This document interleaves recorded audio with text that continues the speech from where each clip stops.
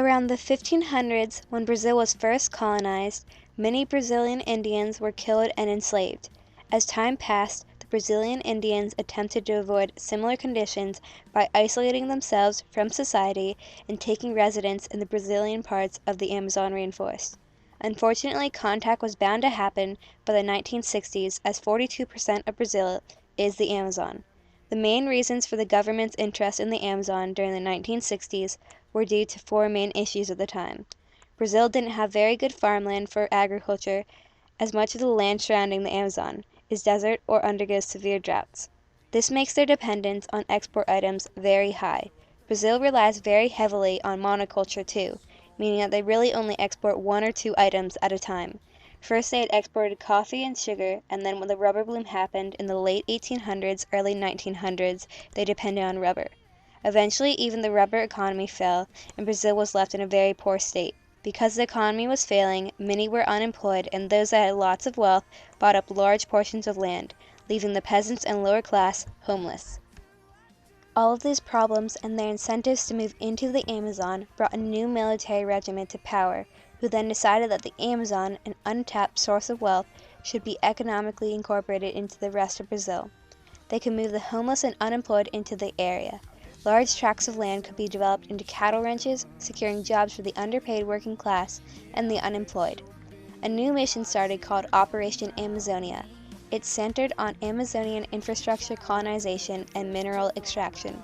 By the mid-1960s, new roads and government encouragements brought waves of settlers, ranchers, and land speculators to the Amazon. It is estimated that 170,000 people moved into the region during the 1960s. Unfortunately, the Amazon was already occupied by a large number of indigenous peoples, but recently the number of tribes had started to thin out. These tribes already had their own way of life and didn't want contact with settlers or the government for a number of reasons. They all tried to stay separate from Brazil, especially after the colonization in Brazil first happened in the 1500s. Many were killed and enslaved, and in an attempt to avoid similar conditions, they isolated themselves from society. The government's policy towards Brazilian Indians had been to quickly integrate them into national society. As more groups moved into the Amazon, there were more abuses against natives, and the Indian Protection Service, IPS, a government agency put into power to protect and maintain the indigenous people, had turned a blind eye and even played a contributing role. After, a federal prosecutor named Hader Figueiredo published a 7,000-page report cataloging thousands of atrocities of crimes committed against these Indians, ranging from murder to land theft to enslavement. The Indian Protection Service was replaced in 1967 with FUNAI, the National Indian Foundation. FUNAI, however, has often been weakened or even controlled by anti-Indian politicians and officials. One of its former presidents described Indians as ethnic cysts, which Brazil will not tolerate within its borders. Others were accused of illegal sales of lucrative contracts on Indian lands. The government and those who were supposed to be protecting the Indians looked the other way when companies moved into the area. They put the needs of the majority of Brazil, those that had colonized over, before the 0.2% minority of Brazil, the Brazilian Indians. As the government proceeded to invade the Amazon through Operation Amazonia, Indian tribes such as the Awa, Ara, and Nambiquara suffered violent invasions of settlers, ranchers, lodgers, miners, and charcoal burners, and the diseases that they inevitably brought. In most cases, the Indian tribes were relocated and their numbers decreased because of disease, but in some cases, such as the massacre of the 11th parallel, entire tribes were massacred. The Cinta Larga, a Brazilian Indian tribe in the Amazon, was attacked by a robber baron who ordered his men to drop sticks of dynamite from a plane into the village.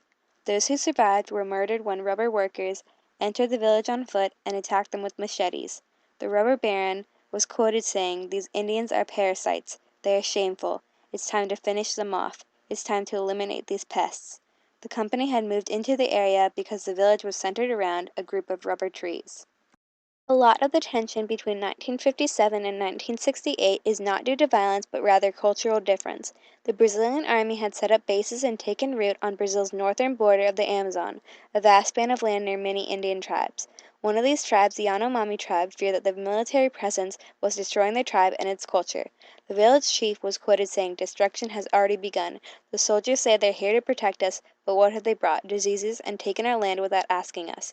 The chief isn't worried because the military being in the area are a physical threat. He is worried about the tribe's culture as a whole.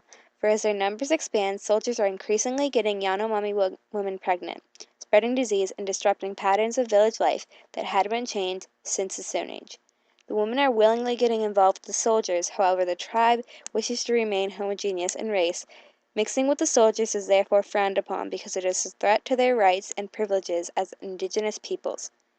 Cases like these lead me to believe that the Indians are resistant to change and that the time period isn't one with much violence, simply one in which the Indians and Brazilians are fighting over different cultural styles. While it is unfortunate that the culture of the Brazilian Indian tribes had diminished and a large number of Indians had died due to disease, there wasn't any genocide that happened between 1957 and 1968. The contact was bound to happen eventually, and because of the lack of contact earlier, diseases were likely to kill off larger portions of these tribes. The violence isn't justified either, however, the government isn't necessarily targeting these Indians. The government is targeting the wealth that the Amazon's exports could have.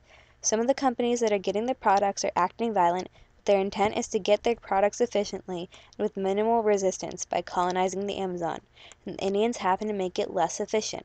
This is the reason that many Brazilian Indian tribes were relocated from areas. In some cases, the Indians were killed, but not on such a large scale and organized manner for it to be a genocide.